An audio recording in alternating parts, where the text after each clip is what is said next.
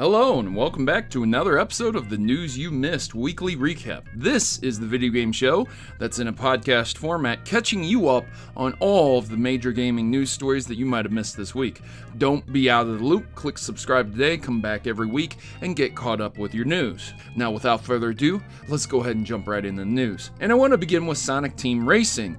This is a game that released both for the PlayStation 4 and Nintendo Switch. Comparisons going out for the Nintendo Switch versus the PlayStation 4, graphics and load times, they are almost comparable with the exception of frame rate. Obviously, the frame rate is a little bit different on Switch, being at 30 FPS versus the PlayStation 4 Pro that can run it at 60 FPS. Other than that, they're pretty comparable, other than the fact that the Nintendo Switch version is mobile and the PlayStation 4 is not so much. If you'd like to check into that video, I'll go ahead and leave a link in the description below and you can check into that. Make sure you are aware of the version you're going to be buying before you buy it. Most people would buy the Nintendo Switch version to play it on the go and at home, and if you weren't going to do that, you would probably want to invest in the PlayStation version. Anyways, we're going to continue on. CoroCoro is going to be sharing the latest information on Pokemon Sword and Shield next month, so there's really not much else to discuss about that other than the fact that, hey, they're gonna give you a little bit more information about Pokemon. But there is a little bit of hope for you if you are really into plushies, and there is every Johto Pokemon is getting its own plushie. Yeah, so the price is around $10.99, so if you'd like to collect every single Johto Pokemon, you can do the math, that's well over $1,000. And yeah, if you'd like the 250 collection for Kanto and Johto, that's something that you could potentially get. The Sim Spore is free right now, so you're gonna probably want to go pick that up. Even if you don't like EA, I mean, it's a free game and it's a really, really good game. I strongly advise you to go pick it up. Even if you're not looking to buy any expansions or anything like that, any item packs that they have, which are ridiculously expensive, by the way. It's very silly the price that you have to pay to get all the DLC for this game. There are mods, so you could just install the mods on your PC. Again, this is for PC-centric type of people. If you're on the console, you have to deal with console rules. So yeah, as always, PC for life. Let's just move on and know that you get an awesome free game if you'd like to pick it up. There is a real-world Final Fantasy 14 wedding plan, and it is incredible.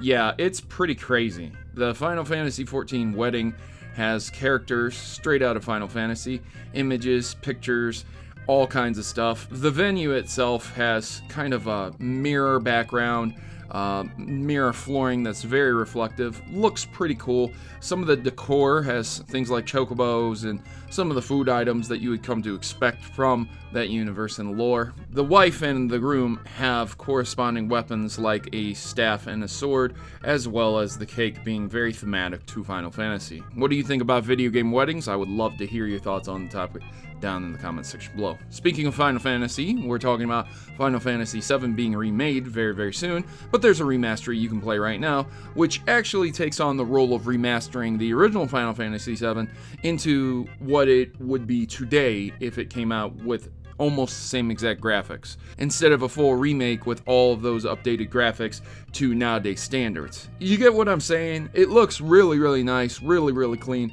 and I would strongly advise you to check into it. The person who's doing it, again, their video is linked in the description below, so if you're interested in that, make sure to check into it. Hey, Riot Games is going to be making a mobile version of League of Legends, so there's that. Again, I'm not going to go into a lot of these stories in depth. You can check into them personally. They will be linked in the description below. Just know that there is going to be a mobile version of League of Legends with Tencent. So there you go. Speaking of mobile games, Mario Kart Tour is pretty good. Unfortunately, the microtransactions are ramped up quite a bit. So there's screenshots of this being shown and what you would have to do. A lot of the characters are paywalled, not necessarily paywalled behind actual cash, but things that you might be able to earn in-game. Again, all of the details are not out because this is a beta and it is not authorized to be shown or played on YouTube or anything like that. There's supposed to be some type of gag order in place where you are not permitted to show this, which is why when people uploaded videos on YouTube, they were instantly struck down by Nintendo for copyrighted content. So everything in this story is subject to change because, again, this is a beta and things can change in the beta. So this is funny because in the very next story I'm going to read about, they were talking about toning down microtransactions for its mobile games, which is why I don't quite understand what's going on with Mario Kart Tour if they are toning down the microtransactions when everything can nickel and dime you to death. The newest Mario Kart that is available on the Nintendo Switch currently, it's a almost perfect game. I mean, like, it hits every box, it does everything perfectly, so why would I buy a mobile version of Mario Kart that nickel and dimes me to death when I already have that version and it's mobile as well? So I'm not really understanding where the logic is in this. I suppose it would be for people who don't have Nintendo Switches, but the Nintendo Switch has recently eclipsed the amount of consoles sold in Japan over PlayStation. So I guess it's to revitalize the series and inject some life into it and keep it going. And yeah, I guess a lot of people don't necessarily have Switches, so this would be a nice free-to-play alternative for them. I don't know what's going to happen with it. If they're toning down the microtransactions, they're toning it down. They went on record to say that they really like the model of Super Mario Run. So if you've seen the microtransactions there, you can kind of understand where they're going to go forward with this. There is a new game console that requires you to crank it to play it. You heard me right. The game system itself is what looks like an old Game Boy, but very, very flat and thin. And what you do is you can use the crank to move time forward to get this guy to a date with someone who is supposed to be with him. You're going to be able to crank backwards and forwards to complete this game. It is and appears to be just one game. It's monochrome in nature, but the idea is to use the crank to move time forward or backwards and use the buttons to avoid obstacles. So obviously time would not really move forward in the way you would want it to if you're not cranking, and then you would be able to avoid the obstacles with the other buttons. You remember those old Tiger electronic handhelds? Man, if you haven't seen the Angry Video Game Nerd episode on that, please go check into it. It reminds me of that a lot, but probably won't suck as bad. Just kind of a one-off type of situation. Anyways, check into it if you're interested. We're going to move on, and I already covered this story, but Epic Games will block your account if you buy too many games too quickly. I covered this story. There's a guy who bought too many games too quickly during the Epic Store sale, and yeah, his account was locked out because he bought 5 games, ranging from $5 to $50. And apparently this is triggered because there's no shopping cart. I guess, a function that is in almost every basic store to where you can get multiple items, hold them at the same time, and then purchase them instead of purchasing them individually. Yeah, somebody made the comment, imagine if you bought too many things at Walmart and they detained you and said you are banned from buying from here again because you bought too many things. That's exactly what's happening here. Nevertheless, PR did confirm that this was because they bought too many things, and it is an anti-fraud measure. Just keep that in mind before buying games from Epic Store. It is a terrible store. Amazon is using games to keep warehouse workers engaged. Every now and again, people will be able to take a little bit of time off and play games like Dragon Duel and Castle Crafter, and they can play them upon completing tasks in the warehouse, where they spend most of their time pulling packages from shelves and sorting them in ongoing bins. The idea is to make these mundane tasks more bearable and more fun, because the more that you get and the more that you do, you earn swag bucks to not only be able to play these games, but as well as redeem for company merch. So I suppose that's pretty cool. Yeah, that's nice. I don't get to play video games where I work, unless they're not watching. But yeah, we're not going to talk about that.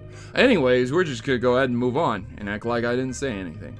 I want to talk about something that really pisses me off. Bungie is nerfing Destiny 2's best guns, and obviously players are not pleased. If you guys are not aware of Destiny 2, it's still going. It's not dead. A lot of people still play it. Yes, I play it still intently. The guns that are being nerfed are the Whisper of the Worm, Sleeper Simulant, Lord of Wolves. There's a bunch of them, but these are kind of the big ones. The idea is that they're nerfing them in PvE. Now, you might be like, what do you mean? Like, not? peer-to-peer combat? Yeah, not. It makes no sense to me. Leave the guns alone in PvE, period, okay? There's not one single gun that dominates PvE, all right? There are abilities that can drain bosses' health, like with a snap of a finger. The Warlocks have it. It's Chaos Reach. Pretty crazy.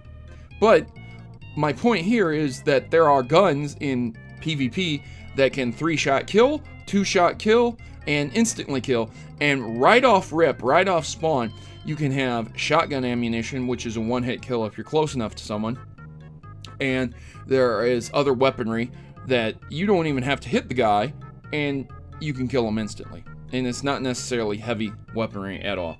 There are one-shot kill weapons in PvP, and they are looking to nerf the stuff in PvE. It's pretty insane. I like Destiny 2, and I really appreciate what they do, but it's been non-stop BS from Bungie dealing with the weapons, how they're going to balance it out, and they don't really do the best decisions.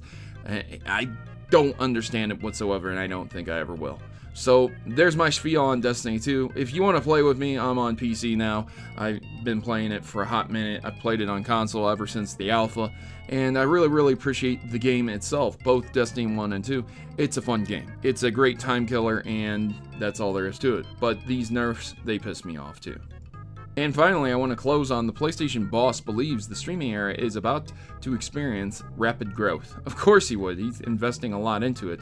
Yeah, so the PlayStation chief said, "We believe the streaming era is upon us, and it's about to begin a period of rapid growth," quote unquote. I don't agree with that 100%, because there's a massive chunk of the world all over the place where people don't have access to readily available internet that is extremely fast and reliable at the same time. There's a lot of people who have their phones. Yeah, that's great and good and everything, but it is not to the level where you can just stream a full-fledged HD game 60 FPS in full clarity on the device itself. That's just not how it works. Not nowadays, and it probably won't for many years. I cannot foresee the entire world having access to streamable internet and being able to fluently play streamable games online without jitter, stutter, and problems for many decades. Even now, in some of our absolute best conditions, we still have issues being able to stream games. And the only ones that don't have the issues are ones where they have the top tier fiber networks.